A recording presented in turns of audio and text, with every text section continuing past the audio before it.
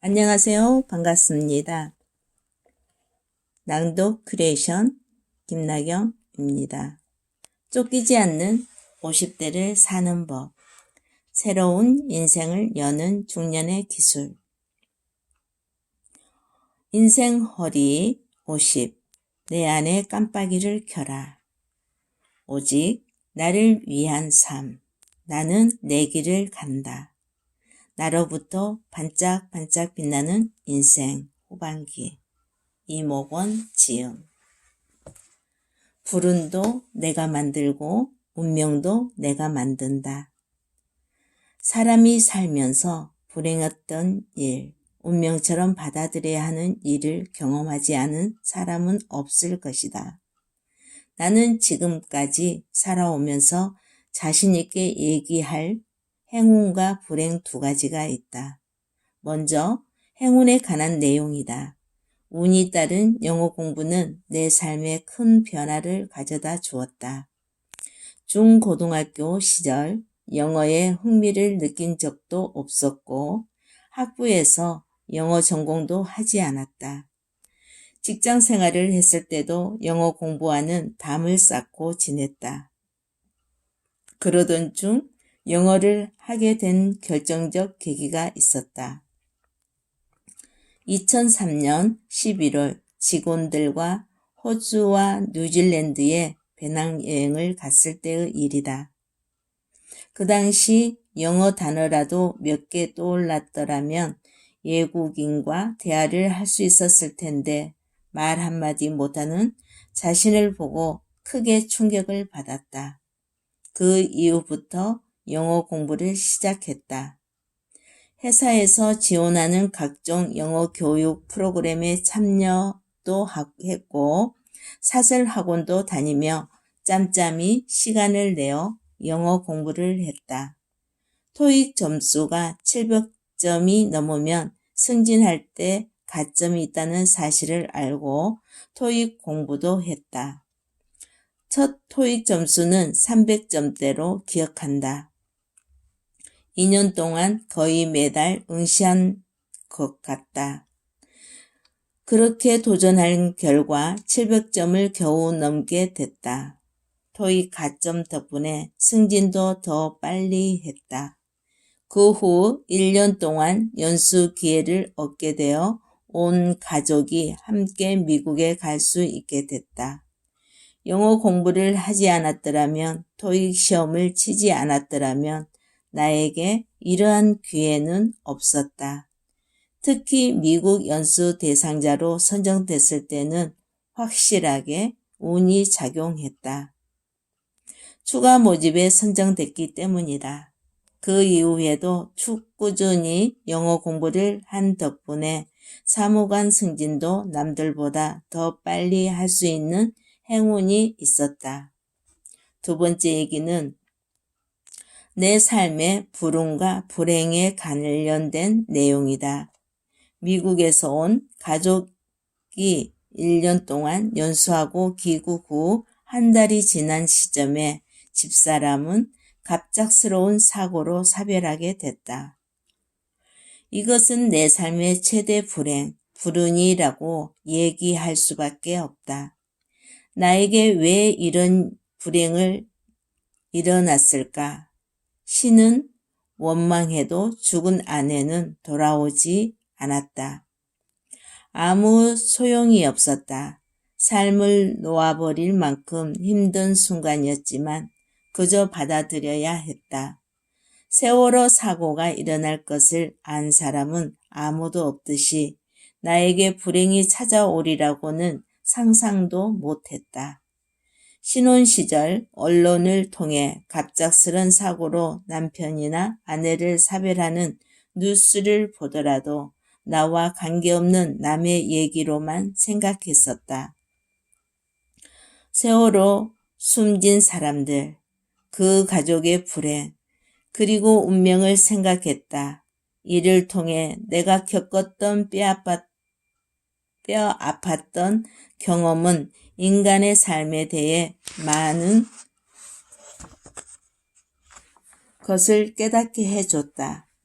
삶은 한순간이다. 누구를 원망하기보다 있는 그대로를 받아들이라는 것이었다. 불교에서 1초를 이승과 저승을 가르는 시간이라고 한다. 신에게 1초 전의 세계로 되돌아가 달라고 아무리 애원해도 되돌릴 수 없었다. 죽은 자는 다시 돌아오지 않는 처절한 현실을 절감했다. 내가 무슨 잘못을 저질렀기에 나에게 이런 불행을 줬는가 라고 신을 원망했지만 달라지는 것은 아무것도 없었다. 그런 불만을 품으면 품을수록 오히려 정신만 황폐해져 갔다. 현실을 부정하고 비판해서는 달라지는 것이 아무것도 없다는 사실을 깨달았다. 한 부모 가장이 되면서 가계 수입이 반토막 난 것을 만회하기 위해 경매를 배웠다. 2017년 말 12명이 입찰에 참여해서 최고가로 낙찰받은 아파트가 있었다. 경매를 배웠고 운도 있었기 때문에 낙찰을 받았다. 경매는 이론과 경험이 아무리 뛰어나도 마지막 운이 없으면 낙찰받기 힘들다. 결국 그 운도 노력하는 자에게 따라온다는 사실을 알게 됐다.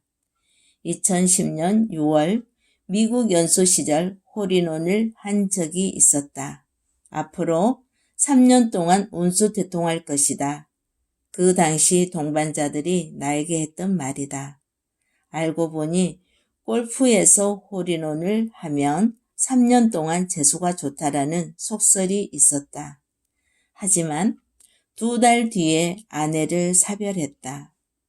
홀인원을 한 것과 나의 운은 상관관계가 전혀 없었다. 결국 운도 내가 만들고 불운도 내가 만든다는 사실을 깨달았다.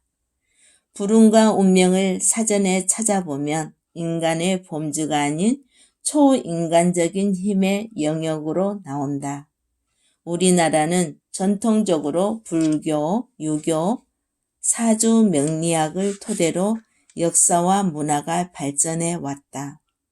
모든 사물에는 영혼이 있다는 샤머니즘 사상, 풍수 지리학, 점술, 무당 등도 우리 삶 속에 깊이 녹아져 있다.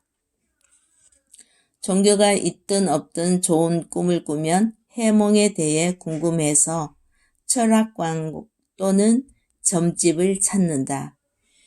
미래가 불안하거나 개인적인 고민이 있어도 찾는다.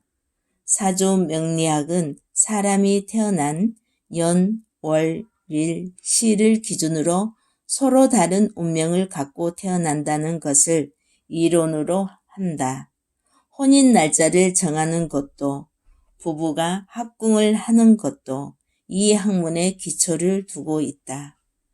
사람의 운명은 과연 결정된 것일까? 운명 결정론에 대해 생각해 봤다.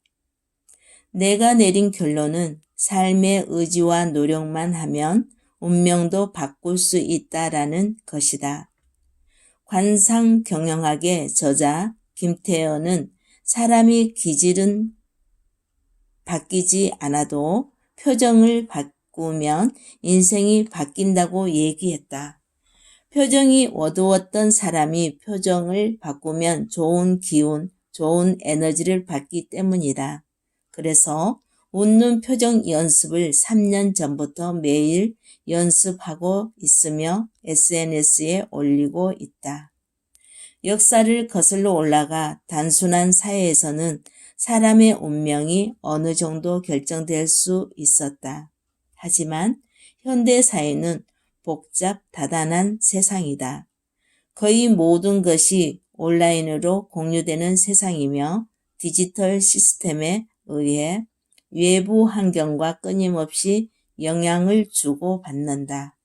한마디로 예측 불가능한 세계에 우리는 살아가고 있다. 2020년에 코로나19가 전 세계에 휘몰아친다는 것을 예측한 사람은 아무도 없다. 또한 코로나 이후 펼쳐질 세계가 어떻게 될지 아는 사람은 아무도 없다. 운명 결정론을 보다 운명 개척론이 더 적절한 표현이다. 노력하는 자에게 운도 따라온다. 아무리 노력해도 운이 따르지 않으면 되지 않는다. 운은 삶에서 반드시 따르기도 하지만 그렇다고 전적으로 운에 의하지는 것은 아주 위험한 생각이다. 일치월장에 보면 살면서 필수 불가결인 운을 대하는 3가지 태도에 대해 언급하고 있다. 첫째, 운의 불확실성을 수용해야 한다. 둘째, 운의 영향력을 측정해야 한다. 셋째, 최악을 대비하는 습관을 기르는 것이다. 인생 후반기 운명은 스스로 결정하는 것이며 타인이 조절할 수 없다. 오직 신만 알고 있다. 그래서 삶은 능동적이어야 한다. 막연히 운을 따른다는 것은 수동적이다. 운명을 개척하는 것은 능동적인 삶이다. 인생 후반기 운을 스스로 만들어 갈 수 있는 능동적인 삶을 살자. 불운도 내가 만들고 운명도 내가 만들다는 이목원 작가의 한 부분을 낭독해 보았습니다. 새로운 인생을 여는 중년의 기술에서 내가 만든 운명적인 삶을 만들기란 긍정적인 사고가 좌우된다고 생각합니다. 오늘 즐거운 주말 행복하게 긍정적인 사고로 행복한 날을 맞이하시길 바라겠습니다. 항상 건강하세요. 감사합니다.